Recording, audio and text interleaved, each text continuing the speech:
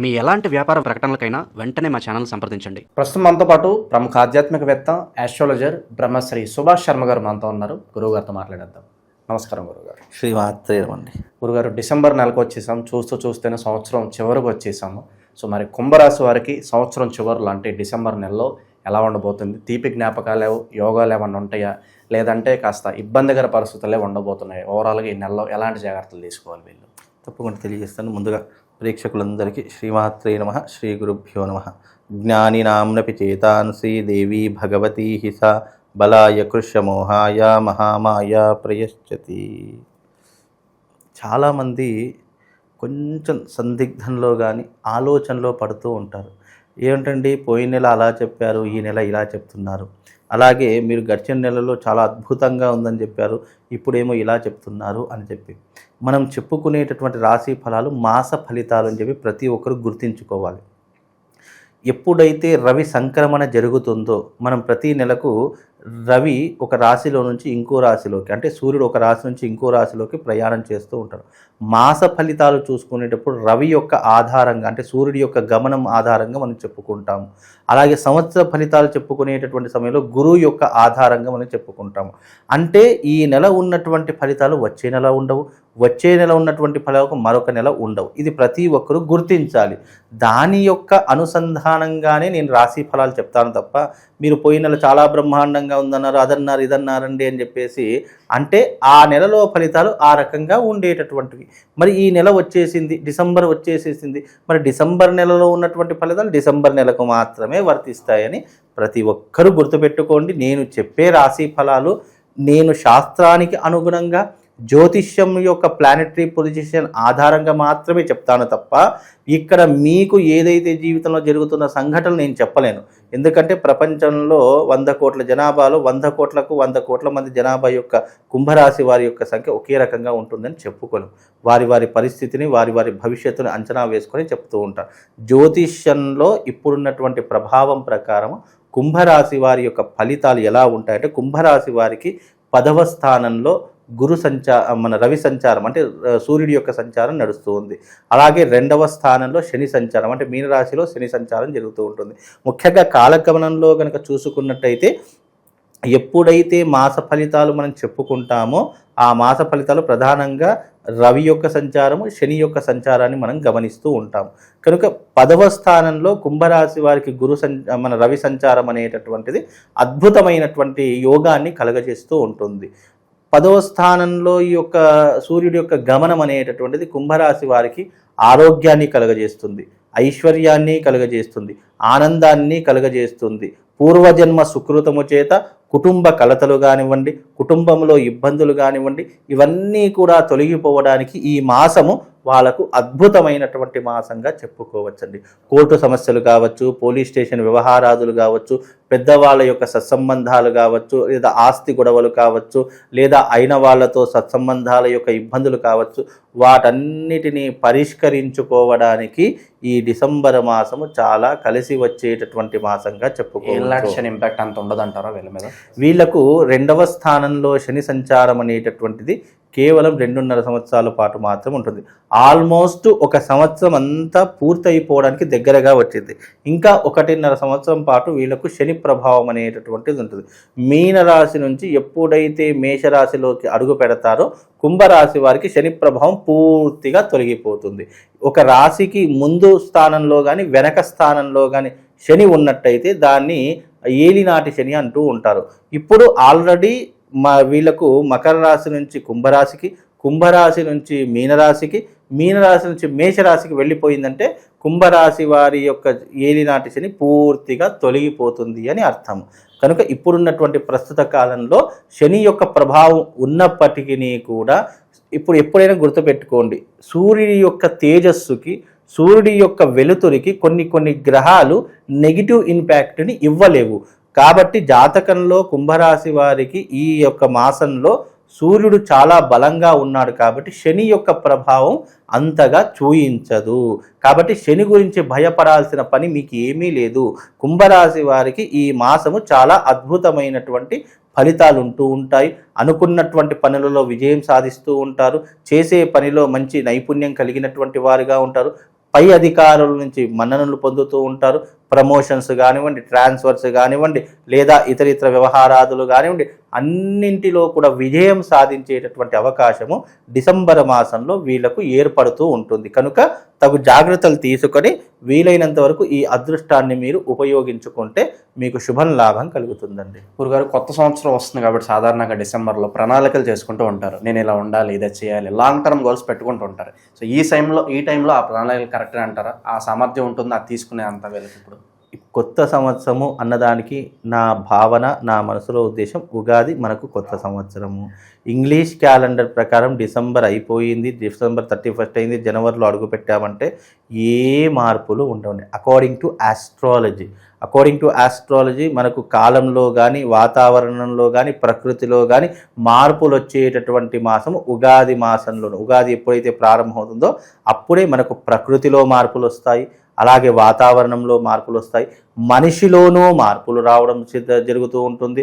అలాగే పంచభూతాత్మికమైనటువంటి తత్వాలలో మార్పులు అనేటటువంటివి వస్తాయి. కానీ డిసెంబర్ అయిపోయింది, జనవరి కొత్త సంవత్సరంలోకి క్యాలెండర్లో ఇయరే మారుతుంది తప్ప ఇంకా ఏమీ కూడా మారదు. కాబట్టి ఇది కొత్త సంవత్సరం అనుకోవడానికి అవకాశం ఉండదు.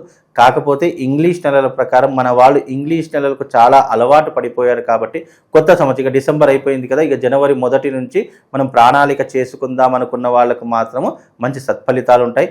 డిసెంబర్ మాసంలో మీరు చేయవలసినటువంటి పనులు ఏమిటి అంటే, మీకు ఎక్కడైనా అప్పులు ఉన్నాయంటే అప్పులన్నీ క్లియర్ చేసుకునే ప్రయత్నం చేయండి. వీలైనంత వరకు బ్యాంక్ ఇన్స్టాల్మెంట్స్ కావచ్చు, బ్యాంక్ లోన్స్ కావచ్చు, లేదా బయట తీసుకున్నటువంటి వడ్డీలు కావచ్చు, అప్పులు కావచ్చు, వాటన్నిటినీ కూడా క్లియర్ చేసుకునే పరిస్థితులు ఏర్పరచుకోండి. మీకు ఉన్నంతలోనే కాలు చాపుకునే ప్రయత్నం చేసుకోండి. పెద్దవాళ్ళ సలహాలు సూచనలు పాటించే ప్రయత్నం చేయండి. మీరు జనవరి నుంచి కొత్త జీవితాన్ని ప్రారంభం చేద్దాము, అరే కొత్త సంవత్సరం వచ్చింది కదా, కొత్త జీవితాన్ని ప్రారంభం చేద్దాం అనుకుంటే మీ జీవితంలో ఈ సంవత్సర కాలంలో మీరు ఏమేం మైనస్లు చేశారు, ఎక్కడెక్కడ తప్పుదారి పట్టారు, ఎక్కడెక్కడ తప్పు చేశారు, ఏ సమస్యలో మీరు ఇరుక్కున్నారు, అలాంటివి జరగకుండా ఒక ప్రణాళిక వేసుకోండి. ప్రతి మనిషి జీవితంలో మారాలి అని అనుకుంటే, కొత్త సంవత్సరంలో కొత్త తరంగా మారాలి అని అనుకుంటే ఒక్కటి ప్రణాళిక వేసుకోవాలండి. మనం జనవరి అంటే ఈ 2025 సంవత్సరంలో జనవరి నుంచి డిసెంబర్ వరకు మనము ఏమేం చేశాము, సంవత్సర కాలంలో ఎంత సంపాదించాము, మన చేతికి ఏం మిగిలింది, మనం ఎంత పోగొట్టుకున్నాము, ఈ సంవత్సరం మనం ఏం తప్పులు చేశాము, అలాగే ఈ సంవత్సరంలో మనం ఎవరికైనా అప్పులు ఇచ్చామా, ఎవరి దగ్గర అప్పులు తీసుకున్నామా, ఈ సంవత్సర కాలంలో మనం ఏం సాధించాము అనేది ప్రణాళిక అంటే ఏదో డబ్బులు పోవడం రావడం కాదు. మనం చేసినటువంటి తప్పులు ఏమిటి, మనం ఎక్కడ రాంగ్ స్టెప్ వేసాము, ఎక్కడ రైట్ వేయాలి అనేటటువంటి తెలిసినటువంటి వాడు మంచి జ్ఞానవంతుడు అవుతాడండి. ఎందుకు అని అంటే కనుక జీవితంలో మనిషి వెనక్కి పడిపోవడానికి తప్పే కారణమవుతుంది. మనిషి జీవితంలో ముందుకు వెళ్ళడానికి మనం చేసినటువంటి మంచి పనులు మనకు కారణమవుతూ ఉంటాయి. కాబట్టి ఇవి తెలుసుకుంటే మనిషి ముందుకు వెళ్ళాలా, ఇంకా 10 ఏళ్ళు వెనకకు వెళతాడా అనేటటువంటి తెలుసుకుంటే ప్రణాళిక కరెక్ట్గా ఉంటుంది. ఈ ప్రణాళిక వేసుకోండి. కుంభరాశి వారికి మాత్రము ఈ డిసెంబర్ మాసము సూర్యుడు మంచి స్థానంలో 10వ స్థానంలో సంచరిస్తున్నాడు. కాబట్టి 10వ స్థానం కుంభరాశి వారికి యోగ్యమైనటువంటి స్థానమే. శని 2వ స్థానంలో మీనరాశిలో సంచరిస్తున్నాడు. కాబట్టి ఆర్థిక పరంగా కొన్ని ఇబ్బందులు ఎదుర్కొన్నప్పటికీ కూడా వాటిని అధిగమించేటటువంటి శక్తి సామర్థ్యాలు కుంభరాశి వారికి ఉంటాయండి. ప్రస్తుత కాలంలో ఇంకా విశేషమైన ఫలితాలు కావాలంటే ఎటువంటి దైవారాధన పరిహారాలు చేసుకుంటే బాగుంటుంది? ముఖ్యంగా కుంభరాశి వారు ఏదైనా పరిహారం చేసుకోవాలి అంటే కామాఖ్య అమ్మవారి యొక్క క్షేత్రానికి వెళ్ళి రావాలండి. ఎందుకు అని అంటే కనుక జీవితంలో 5 సమస్యలు చెప్తానండి. అంటే మనిషి కూడా తట్టుకోలేనటువంటి 5 సమస్యలు. ఒకటి భార్యాభర్తల మధ్య ఉన్నటువంటి సమస్యలు, అంటే వైవాహిక జీవితంలో ఉన్నటువంటి సమస్యలు. రెండవది ఆర్థిక పరమైనటువంటి సమస్యలు, అంటే డబ్బుతో సతమతమైపోతున్నటువంటి సమస్యలు. మూడవది ఈ యొక్క వ్యాపారంలో ఇబ్బందులు, అంటే వ్యాపారం మనం ఎన్ని రకాలుగా ప్రయత్నం చేసినా, ఎంత కష్టపడ్డా మనకు వ్యాపారం నడవట్లేదు అనుకున్నటువంటి వారికి. ఇక నాలుగవది వచ్చేసేసి జీవితంలో మనము ఎంత పైకి ఎదుగుదామనుకున్నా నెగిటివ్ ఇంపాక్ట్, నరదృష్టి కావచ్చు, చెడు దృష్టి కావచ్చు, అయిన వాళ్ళ దృష్టి కావచ్చు, మనకు వెనక్కి లాగేస్తుంది. ఏదో ఒక అదృష్టమైనటువంటి శక్తి నన్ను వెనక్కి లాగేస్తుంది అని అనుకునేటటువంటి వాళ్ళు, అంటే నరదృష్టి ఉన్నటువంటి వాళ్ళు.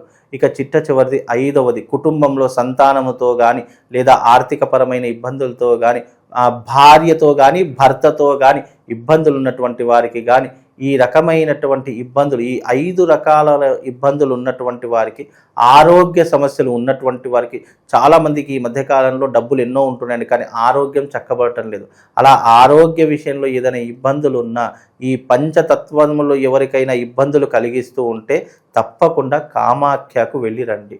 కామాఖ్యకు రండి. దాదాపుగా డిసెంబర్ ఎండింగ్లో కానీ జనవరి ఫస్ట్ వీక్లో కానీ కామాఖ్య యొక్క యాత్రను నేను తీస్తున్నానండి. ఎందుకు తీస్తున్నాను అంటే చాలామంది ఎక్కడెక్కడికో వెళ్ళి చాలా సతమతమైపోతున్నారు. ఎన్నో పూజలు, ఎన్నో యజ్ఞ యాగాదులు చేసి చాలా ఇబ్బందులు పడుతున్నారు. కానీ నేను ఒకసారి కామాఖ్యకు వెళ్ళి అక్కడి నుంచి తిరిగి వచ్చేసరికి నా జీవితంలో ఎన్నో మెరాకిల్స్ జరిగాయి. రాననుకున్నది వచ్చింది, అలాగే నా జీవితంలో కాదు అనుకున్నది నెరవేరింది, అలాగే నా జీవితంలో కొన్ని పనులు అనుకోకుండానే ఆటోమేటిక్గా జరిగిపోయాయి. అంటే కామాఖ్య యొక్క క్షేత్రము అంత విశిష్టమైనటువంటిదా అనేటటువంటి ఒక జ్ఞానం నాకు అప్పుడు కలిగింది. అంటే కామాఖ్య అమ్మవారి యొక్క క్షేత్రం అంత గొప్పనైనటువంటిది. అంటే మీరు ఎక్కడెక్కడికో వెళ్ళి మీరు చాలా ఇబ్బందులు పడినట్టున్నారు. ఒక్కసారి కామాఖ్య అమ్మవారి క్షేత్రానికి వెళదాం, రండి, అందరూ రండి. చక్కగా అక్కడ మళ్ళీ ఏదో నేను చూస్తానండి వస్తానండి అంటే కాదు, కేవలం పూజల కోసం మాత్రమే రండి. మీ కష్టం ఉంది, ఎందుకంటే మళ్ళీ అక్కడికి వెళ్ళడానికి ఖర్చుతో కూడుకున్న పని. మనం సాధారణంగా ట్రైన్లో కానీ దాంట్లో తప్పకుండా ఫ్లైట్లోనే వెళ్ళాల్సి ఉంటుంది. కాబట్టి కామాఖ్యకు మీకు ఏమైనా ప్రాబ్లమ్స్ ఉంటే, మీకు ఏదైనా ఇబ్బందులు ఉంటే పూజ చేసుకోవడానికి మాత్రమే రండి తప్ప మీరు సాధారణంగా వెళ్ళి వస్తారంటే నాతో అప్రోచ్ కాకండి. మీరు డైరెక్ట్గా వెళ్ళేసారు. పూజలు చేసుకోవడానికి మాత్రమే మీరు రండి. అక్కడికి వెళ్ళి పూజ చేసుకుందామా. అక్కడ ఒక్కసారి కనుక నాకు ఏం చెప్పాల్సిన పని లేదండి. మీ మనసులో ఉన్నటువంటి ఇబ్బంది కోరిక ఆ క్షేత్రంలో అడుగు పెట్టగానే అక్కడున్న అమ్మవారితో చెప్పుకోండి. చిటికెలో ఆ సమస్య అనేటటువంటిది క్లియర్ అయిపోతుంది. మీకు ఇక జీవితంలో కష్టము నష్టము అనేటటువంటిది మీకు ఉండదండి. నేను చెప్తున్నాను కదా, ఇది నమ్మినా నమ్మకపోయినా వాస్తవం. కానీ మనసా వాచా కర్మణ నా మీద నమ్మకంతో కాదు, అమ్మవారి మీద ఉన్నటువంటి నమ్మకంతో రండి అంతే. ఎందుకు అనంటే చాలా మీరు చెప్పారు కదండి, మీరు రమ్మన్నారు కదండి అని చాలామంది విమర్శించే వాళ్ళు చాలామంది ఉంటారు. అలాంటి వారికి చెప్పే సమాధానం ఒకటి, నా మీద నమ్మకం కాదు, నేను అమ్మవారిని నమ్మాను, మీరు అమ్మవారిని నమ్మితేనే నాతో పాటు రండి. అది డిసెంబర్ ఎండింగ్లో కానీ జనవరి ఫస్ట్ వీక్లో కానీ అది యాత్ర అనేటటువంటిది ప్రారంభం చేస్తాను. తప్పకుండా రండి. అమ్మవారి యొక్క అనుగ్రహం వల్ల కుంభరాశి వారు ఎవరైతే ఉన్నారో వాళ్ళ దారిద్ర్యాలన్నీ కూడా తొలగిపోవడానికి ఇది చక్కనైనటువంటి ఉపాయం అండి. ఓవరాల్గా ఈ రాశి వారి పరిస్థితి, ఎటువంటి పరిహారాలు చేసుకోవాలి, ఏం చేయాలనేది అద్భుతంగా వివరించారు. ధన్యవాదాలు. శ్రీమాత్రి.